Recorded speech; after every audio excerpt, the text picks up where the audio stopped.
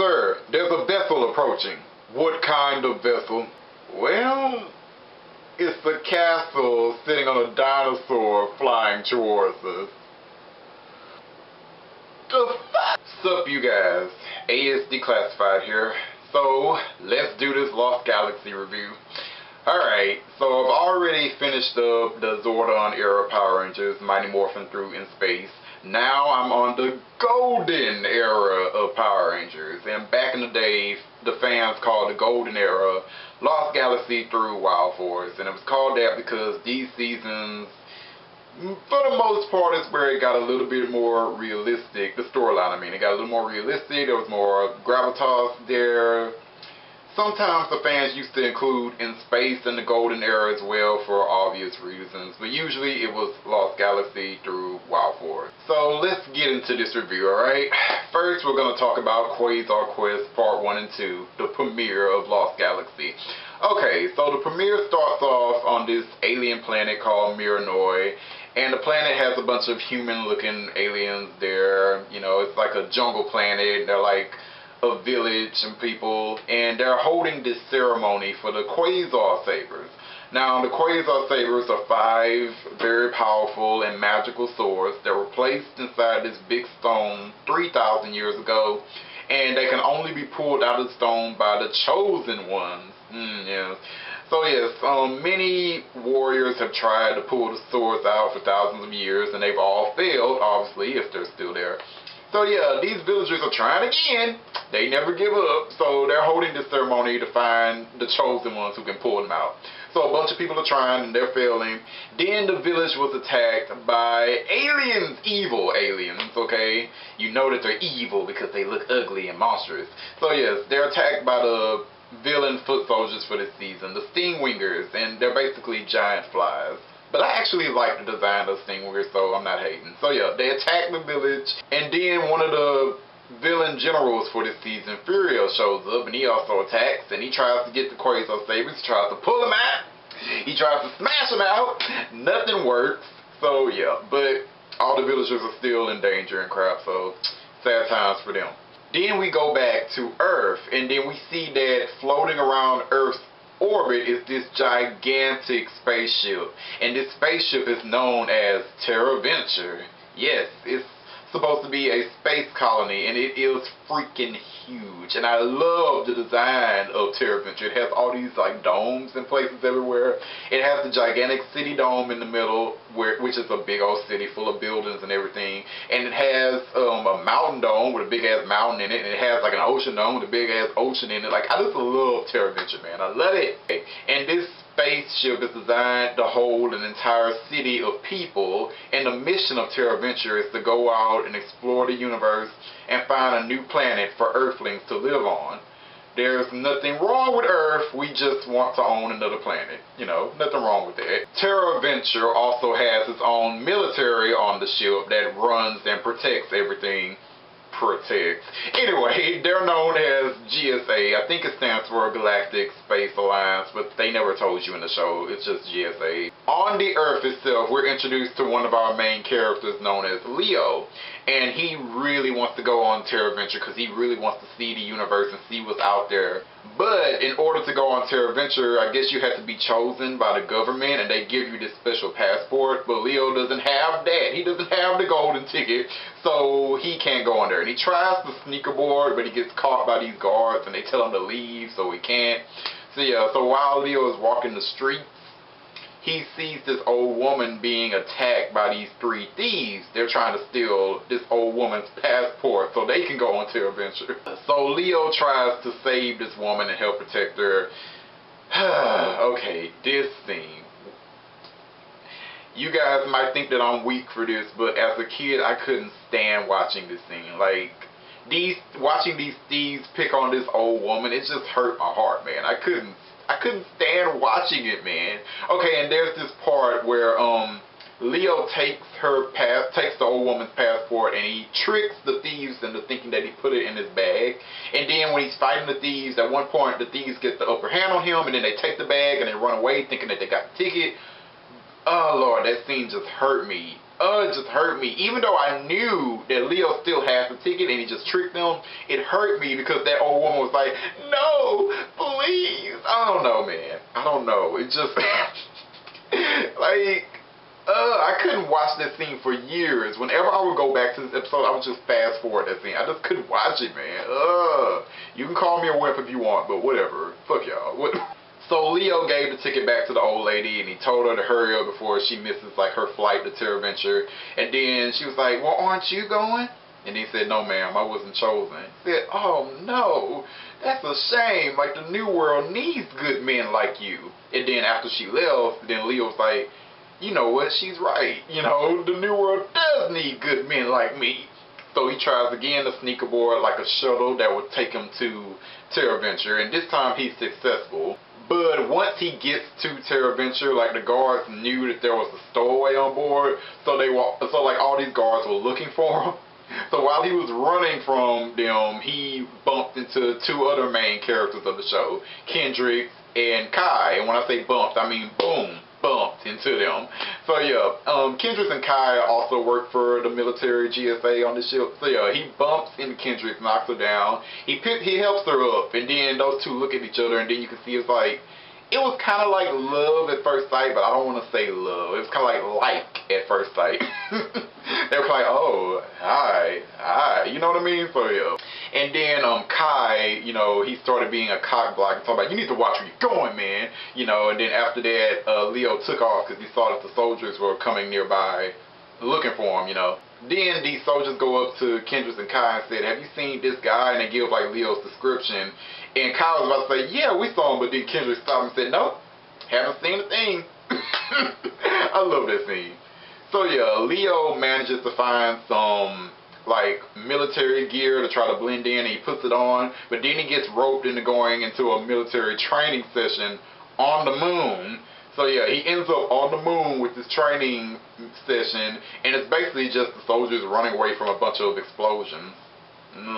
So yeah, and during all this, he gets teamed up with Kendrix, and then he has to save her from one of the explosions at one point.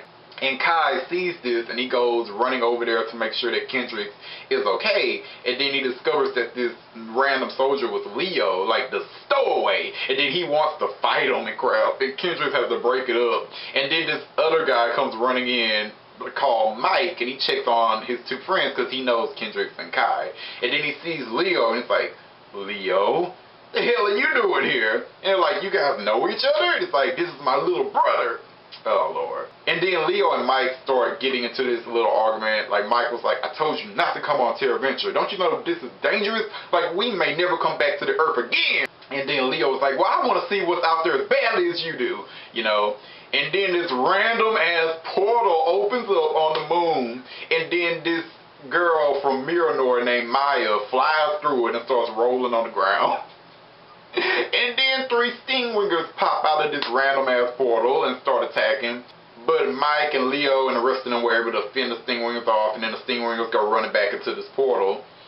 And then Maya explains what's going on, that these stingwingers were sent by this guy named Scorpius, and they're trying to get the Quasar Sabers, and she says that Scorpius will destroy her world if they get the Quasar Sabers.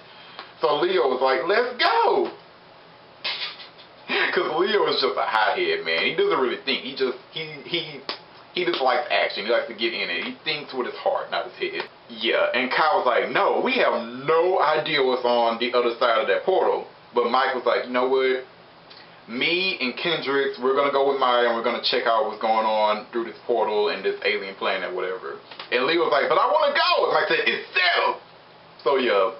Kendrix, Maya, and Mike go through the portal, and then Kai is trying to take Leo back to Terra Venture, or the shuttle to go back to Terra Venture. And then Leo said, fuck this, and he just runs to the portal and he goes into, and that was the end of part 1. Part 2 opens up with Kai going back to Terra Venture with a bunch of other soldiers, and he's feeling regret that he didn't go with his friends. Like, he feels that he shouldn't have left them, that he should have helped. And then when he's on a spaceship flying back to Terra Venture, he's like, you know what, I am going to go back. I'm going to go back and save them. So he's on Terra Venture, and he's trying to figure out a way to get to the portal. And he decides to use the Astro Megaship. Yes, the Astro Megaship from In Space is on TerraVenture, and it is now a museum. And basically, the people of TerraVenture, they go on there for tours of the place to hear about all the adventures that the Power Rangers had in it, and Deca, the ship computer, narrates everything. Oh yes, the Power Rangers had many adventures here. Like, oh my god. Just oh my god. So yeah, Kai goes on the ship and he tells everybody, yep, the museum is closed for today. You're gonna have to go. Sorry about that. So yeah, he shows everybody off, and then Alpha 6, who's on the ship, he goes up to Kai and says, excuse me, what's going on here? So yeah, he explains that the ship he's taking over, like special GSA mission, like the ship is gonna fly again. And then the ship's mechanic, Damon, shows up. He's like, fly? No, this ship does not fly anymore, okay? I don't know what you're talking about, sir. And then Damon starts getting uppity and he calls Kai out on this bullshit. He's like, oh, and GSA mission, where's your proof? Let me see it. Let me see your orders. And then Kai was like, all right, I lied, okay? I need this ship to go through a special portal to save my friends or something like that. And you're the ship mechanic, right? That means you know everything about the ship. I need you to help me fly it. And Damon, he was kind of like, look, I understand where you're coming from, but this ship, it doesn't fly anymore, so I can't help you. I'm sorry. And then he walks off. And then Kai was like, fine, I don't need you. And then he tries to fly the ship himself, and that wasn't working right. And then Damon, I guess, he kind of felt bad for Kai, so he came back and said, you know what, get out the way, I'll try to fly it, okay? And then Damon is successful in getting the Astro Megaship to fly again, so they leave TerraVenture, and then they go through this random-ass portal that's in space. How Kai knew about this portal, I couldn't tell you, but whatever. They were flying through this random portal, and they ended up on Miranor. Whatever. Meanwhile, Leo meets up with Mike and Kendrix and Maya. You know, Mike, you know, they did a little bit of, I told you not to follow us, and then they quickly get over there because they have to fight the Stingwingers and Furio and crap. So they show up, they try to help the villagers. Kai and Damon also show up there, and they all fight the Stingwingers together, and they get in their butts whipped. And Mike is fighting Furio by himself, and he gets knocked towards the Quasar Sabers, and then he pulls out the red Quasar Saber, and he knocks Furio away. And everyone's like, oh my god, the Quasar Saber, he pulled it. And then Damon, Kai, Kendrix, and Maya go to pull the other sabers, and they were successful. And Maya's like, we've been chosen. And Furio, he was furious. So he says, if I can't have the Quasar Sabers, no one can. And he uses his power to turn the entire planet into stone. Which I thought was an awesome ability to have, by the way, that he never used again, but whatever.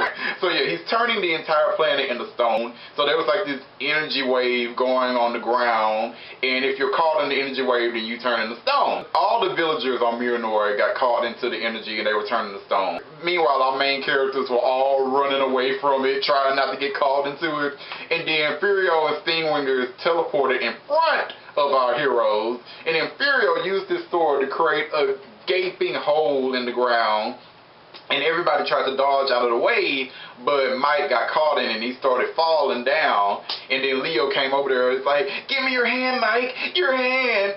But Mike couldn't reach him, and then Mike just said, take the sword. And Leo took the saber, and Mike just said, you can carry on for me.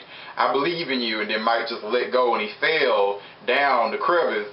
And then the hole just fixed itself. It just closed back up after Mike fell. Sad times. So yeah, Leo thought that Mike died.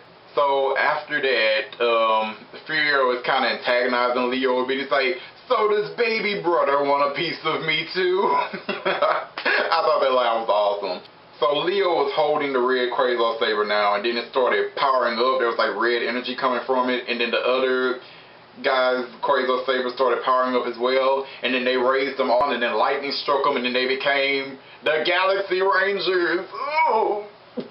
So yes, and then we had an original fight scene between the Rangers and Furio and the Stingwingers, and it was awesome. But then they saw that the stone magic effects in the ground was catching up to them, so they had to run, hightail it out of there again. So all the Rangers got aboard the Astro Megaship, and they flew off of the planet. And once they were off the planet, they saw that the entire planet just turned to stone. It used to look green, but now it's just stone, just gray stone. And Maya was feeling sad, and Leo was feeling sad.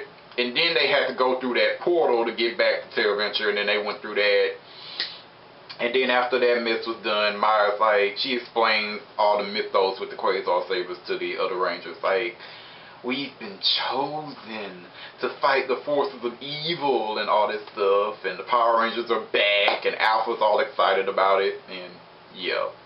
And then the premiere ends with Furio on this evil spaceship known as the Scorpion Stinger, and he's reporting to his master, Scorpius, who is basically this giant alien octopus, squid, tentacle creature, whatever. He's reporting to him, and he's saying that they've also passed through the portal. And then Scorpius like, then you had best begin your duty. Get me the Quasar Sabers and destroy those who have taken them from me. And that was pretty much the end of the Lost Galaxy premiere. So yeah, overall I think it's a good premiere for a Power Ranger season. It's not my favorite, but I do think it's pretty good. As a kid, I didn't like it. I really didn't like it that much. I mean, I like part 2 more than part 1, but part 1, when I was younger, no. And I have a few reasons why I didn't like it too. I think my first reason was that these were all new Rangers. I wasn't used to that. Like, I started watching late, so I was used to at least knowing one of these Rangers. Like, they would at least keep one of them, you know? So I just expected that Lost Galaxy would be Andros leading a whole new team of people. That's what I expected. I get into this, and there's no Andros at all, and I was pissed, pretty much. I'm like, who is this alien bitch? Why do I care about Jungle Planet? What the fuck is going on? And so, yeah, it was all new people, and I didn't really care to see that at the time. Another reason, oh Lord, okay, the moon. I mentioned it, right? I'm pretty sure I did. That long ass explanation.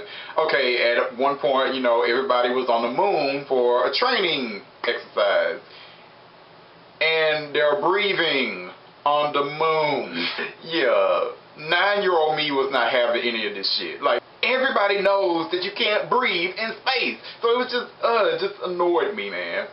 And like these days, you know, Power Ranger fans they just accepted that this happens, and they pretty much believe that in the Power Rangers universe, everybody can just breathe in space. That's just the way it is. But no, I just can't accept that though. I can't, especially when Power Rangers Day of the Dumpster open up with astronauts in astronaut suits on the moon. So no, I can't accept that everybody can just breathe on the moon, you know? I just can't. So it annoyed me when I was a kid that they just showed up with like nothing. They're just breathing there. It's just, no. And you know, I know there's a lot of fan theories for why this happened. Like, I remember that people said, oh, when Rita was on the moon, like she used her magic to make it breathable there. You know, and that's a fine theory. I mean, it's not like I can just shoot down other people's theory. I mean, the theory is fine. I just don't really believe in that. I just say they're aliens. That's why they breathe there. You know what I mean? Pretty much, like, there's been other, like, seasons and episodes where we had the Rangers in space and they're just breathing. The excuse there is that they're Power Rangers. Like, for me, I believe that Power Rangers can breathe in space, whether they're morphed or unmorphed. I mean, because Power Rangers are just special people. They have powers that changes them. In Season 2, in Putty on the Brain, Lord Zed said that the powers that Zordon has given the Rangers has made them different. They're not just human anymore. So I would imagine that one of the benefits of being a Power Ranger is that you can breathe in space, whether you're morphed or not. So that's how I see it. But regular ass people breathing on the moon, no. But looking at that episode now, I will say that maybe they built a dome on the moon, and that's why they could breathe on there. I mean, if you watch the episode, they never really show you the sky. They always focus on the mountains on the moon. So, like, they don't show you the sky, like, at all. I think that was, like, one little scene where Maya was looking up at Leo and Mike, but for the most part, they don't show you the sky.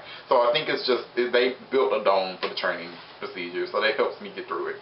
Another thing I hated about the premiere was the random ass portal that opened up on the moon and that Maya fell through. I'm like, who made that? How did that happen? Like, I really... See, 9-year-old me was not having any of this shit. And y'all say that kids just accept anything on Power Rangers. I sure as hell didn't. Another thing I didn't like was the stuff with Bulk and Skull. Yeah, they were in this episode.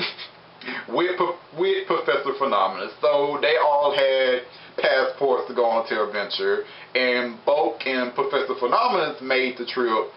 But the whole time they were like, oh, we're forgetting something. Have we forgotten something? And then when they finally get on their adventure, they're like, oh, we forgot Skull. I'm like, no.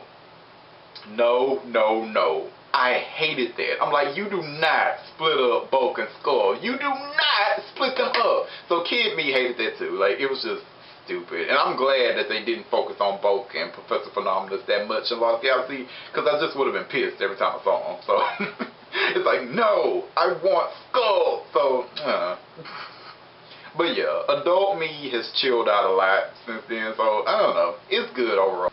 Oh yeah, one more thing I want to talk about. You know the part where Mike falls through the little crevice and he gives Leo his saber? As a kid, I didn't like that scene either. It was kind of like, you're more worried about this saber than your life? Like, are you serious? Like, I just feel like if it was me, I would have been doing everything. I would have dropped that damn sword and tried to... But that's why I'm not the chosen one. So I'm just saying, it just seemed like he's way more worried about this sword that he didn't even know about until like 2 seconds ago than his own life. So it just seemed weird to me. I feel like they should have did it like when Furio made the crevice open up.